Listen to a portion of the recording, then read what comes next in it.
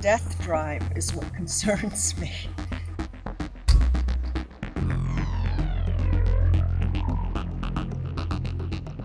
My concern was about the iconicity of sitting in a limo and what that might, what kind of a signifier you've chosen and what kind of projections that might encourage. And that was worrisome for me because I'm always very attentive to the way the word gets situated or where it might seem to emerge from. And I guess I felt it as a threat to my automobility, in a sense, you know. But because you were enchanted by this idea, and I'm sure it's an ironic decision on your part to put us in this, what you project as a phallus, which would be the ultimate emptiness, of course.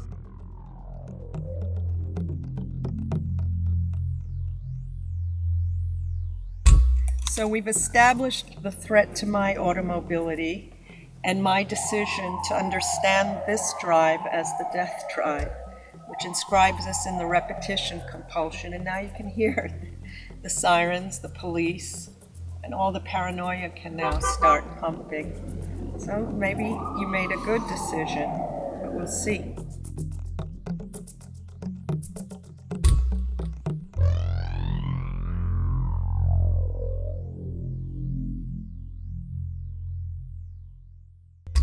Well, let's essentially go to what Freud says. I think that would be the best we could do. I just happen to have my Freud book with me on this drive, on this death drive. One always has Freud with one. Now, what interests me about Freud and your work today, the work on repetition, is the problem of destructiveness, which he starts to build in Beyond the Pleasure Principle.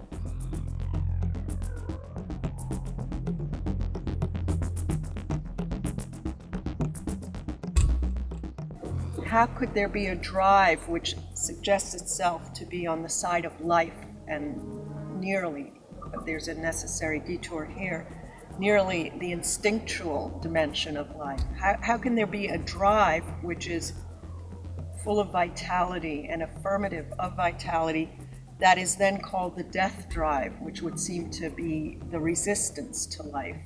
So we're in that kind of resistance right here, I think, between what might assert itself to be on the side of life and what resists life and goes beyond that sight, and we could call with Freud and Lacan and Derrida and everyone the death drive.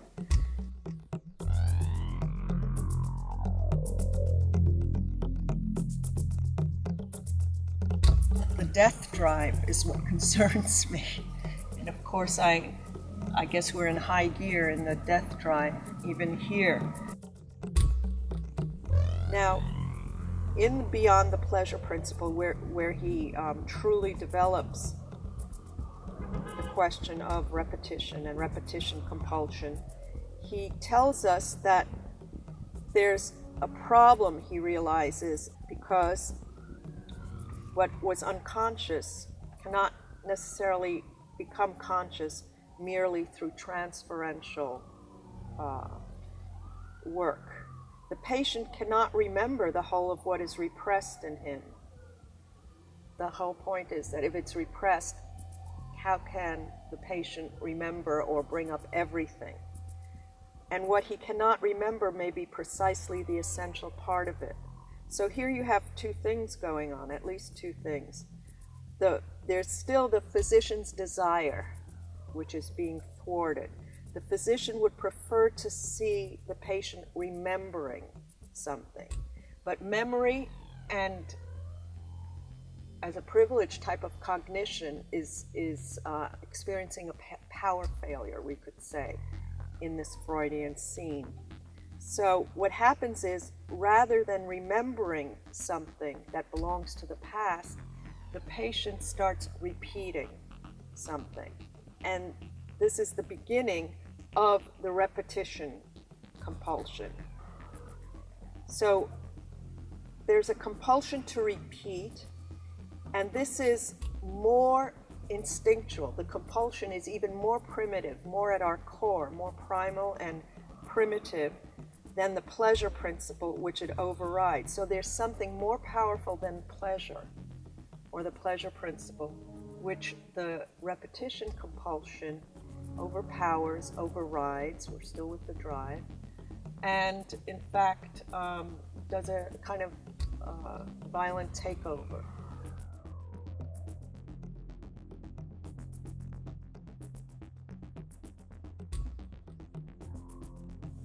None of these things can have produced pleasure in the past.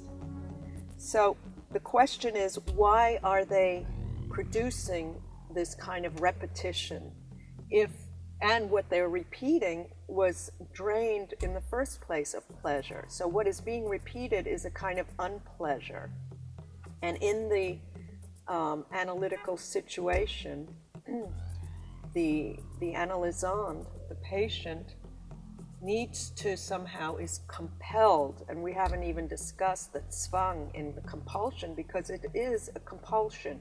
Something is forcing the analysand to repeat something painful. In other words, it's not just the repetition of a child saying, please read me the story again and again and again and again. No, there's something painful beyond the pleasure principle that needs to be repeated.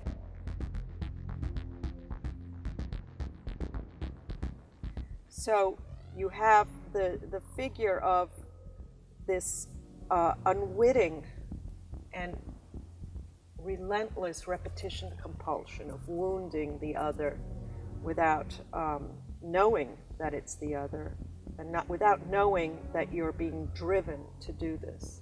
So these acts of destruction that destroy and are somehow driven. So this is what Freud wants to think about when he has in mind a compulsion to repeat.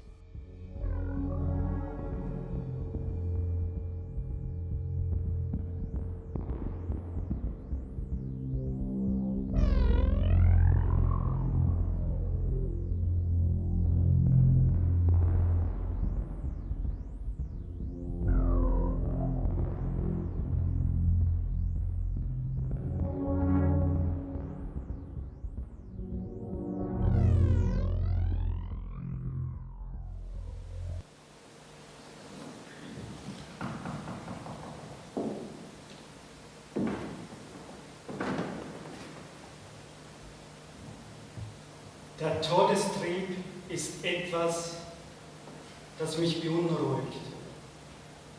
The death drive is what concerns me. In vielerlei Hinsicht hat der Todestrieb etwas Besorgniserregendes an sich. Immer waltet er dort, meldet sich dann, wo etwas geschieht, das uns nicht mehr loslässt. Das Geschehene, auf das sich der Todestrieb in seiner Sucht, Vergangenes festzuhalten und zu wiederholen bezieht, mag selbst schon lange passé sein. Aber das, was da passiert ist, was da Geschichte geworden ist, ist durch die Kraft, Macht und Gewalt des Todestriebs eben nicht einfach vergangen, nicht wirklich passé, sondern etwas, das immer noch west, währt, waltet. Selbst dann, wenn wir mit dem, was war, nichts mehr zu tun haben möchten. Selbst dann, wenn es sich um eine teilnehmende Geschichte handelt, die sich automatisch meldet, wie von selbst, widerwillig, wieder das Lustprinzip, again and again, so als wohnten kleine Gedanken, Gefühlsmaschinen in uns, die jenseits aller moralischen, aller ästhetischen Kriterien, jenseits von Gut und Böse, von Lust und Unlust wiederkehrten. Again and again, beyond the pleasure principle. Das Vergangene, das wiederkehrt, indem etwas in uns Gewesenes unwillkürlich wiederholt und damit am Leben erhält, diesen Ring der ewigen Wiederkehr desgleichen nannte Freud den Todestrieb.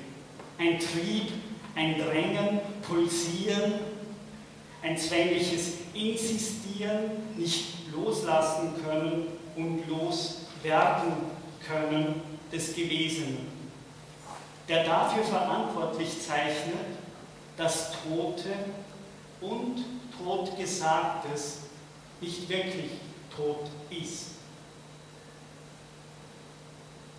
Nicht zufällig ist jenseits des Lustprinzips einer jener Texte, in denen Freud Nietzsches Gedanken der ewigen Wiederkehr desgleichen zitiert, als eine Macht, deren oft genug dunkle, rachsüchtige Alchemie macht, dass aus dem, was war, etwas wird, das jederzeit unvermutet und daher auch bedrohlich wiederkehren kann, wiederkehren könnte. Kraft des Todestriebs spuckt das Gewesene also in uns herum. Weiterhin, die Past Tense wird zur Present Tense, sodass die Toten gerade nicht ein für allemal begraben und in Ruhe gelassen, sondern unweigerlich von uns reanimiert werden. Again and again. Noch einmal und noch einmal kehrt Totgesagtes wieder. Auf jeden Fall handelt es sich beim Insistieren der Toten auf ein Weiterleben nach dem Tod um einen Spuk der Macht, dass die Toten zeitlebens in die Gegenwart der Lebenden hereinspucken. Im anschließenden Film Performanz der Toten wird Lawrence A. Rickles von der University of California das Rätsel der ewigen Wiederkehr desgleichen zu lüften versuchen, indem er sie überraschend, aber umso plausibler als ewige Wiederkehr der Leichen deuten will. Um dem Spuk dieser gruseligen Wiederkehr der Leichen ein Ende zu bereiten, bedarf es für ihn vor allem eines: der Einsicht in die Notwendigkeit einer singulären und gesellschaftlichen Trauerarbeit, in der die Hinterbliebenen gelernt haben, ihren Toten wirklich Adieu zu sagen, sich von ihnen also so zu verabschieden, dass ihre Gräber tatsächlich zu einer letzten Ruhestätte geworden sind, dass der Concern, die Sorge und Unruhe, die der Anblick des Leichnams den Lebenden meistens verursacht, nicht permanent Gefahr läuft, unverhofft wiederzukehren.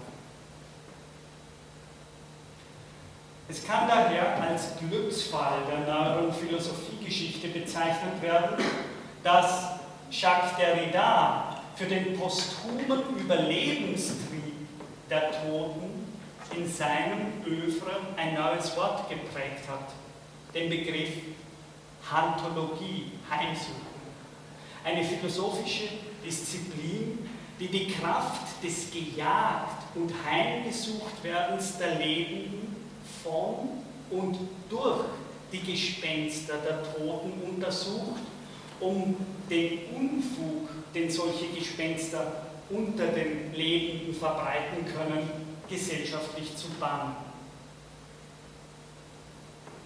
In seinen Marx-Gespenstern weist Derrida explizit darauf hin, dass er nur von ihr, von einer neuen Kultur des Trauerns spreche, wenn er im Folgenden in seinem Text von Gespenstern spreche, sie zum Teil sogar beschwöre, dass sie kommen mögen, einst jene Gespenster, die ihm ein Versprechen dünken, jene aber niemals wiederkehren mögen, die er als Albtraum gewahrt, ein für allemal nie wieder. Zitat der Reda: Zuerst die Trauer. Nur von ihr werden wir hier in den Marx-Gespenstern sprechen. Sie besteht immer in dem Versuch, die sterbliche Hülle eines Toten zu identifizieren und zu lokalisieren. Man will, man muss wissen, wo die Toten wohnen, wo sie behaust sind. Man muss es einfach wissen.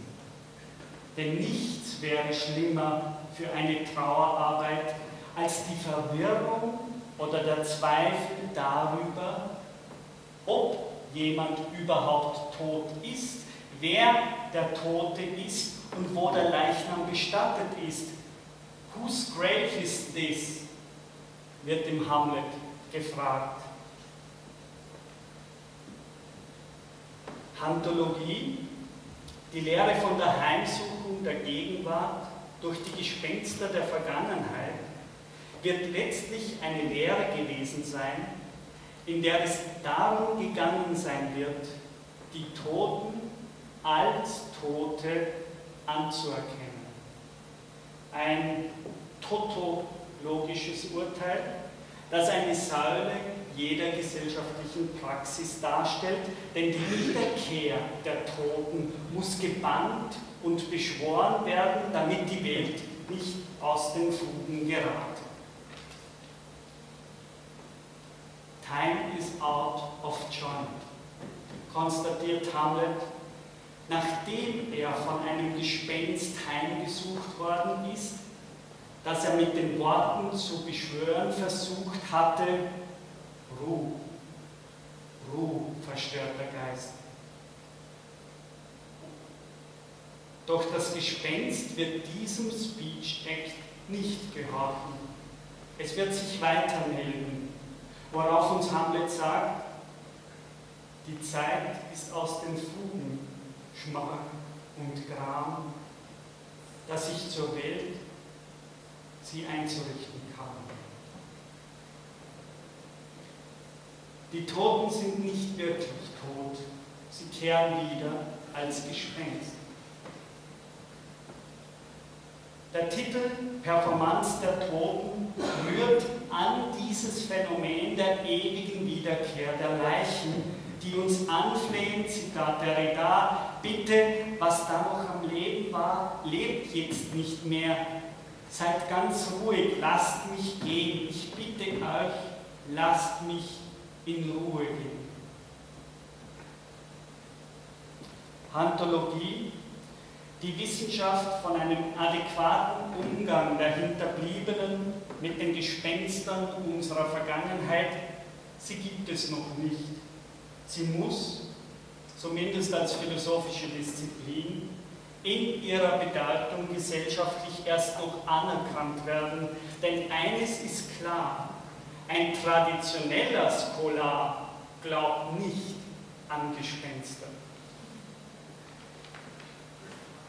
Zitat der Reda: Und auch nicht an das, was man den virtuellen Raum der Spektralität oder des Gespenstischen nennen könnte. Es hat nie einen Scholar gegeben, der als solcher nicht an die scharfe Trennung von Realem und Nicht-Realem geglaubt hätte, von Sein und Nichtsein, to be or not to be, an die Opposition zwischen dem, was präsent ist, und dem, was es nicht ist.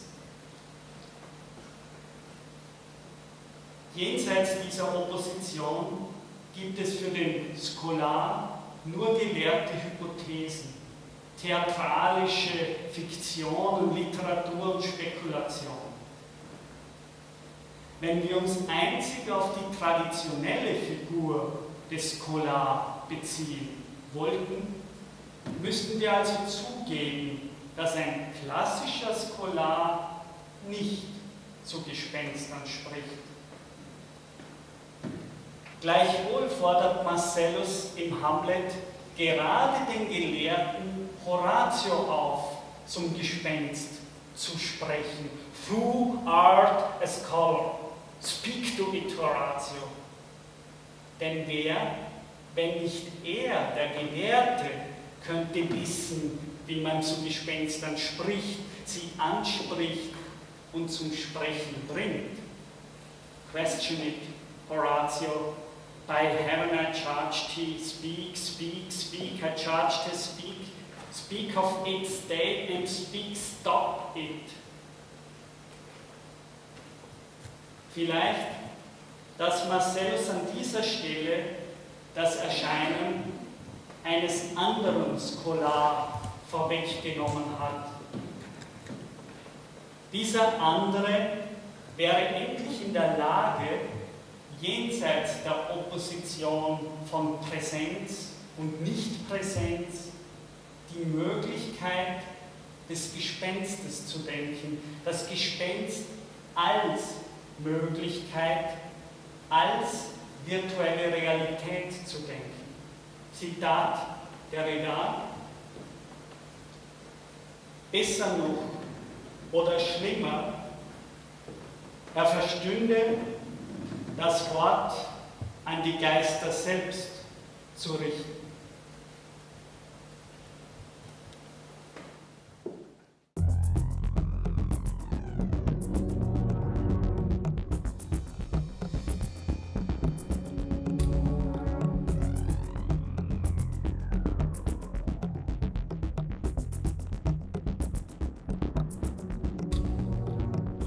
Where are the dead here? Where did the dead go? Where are they housed? Where are the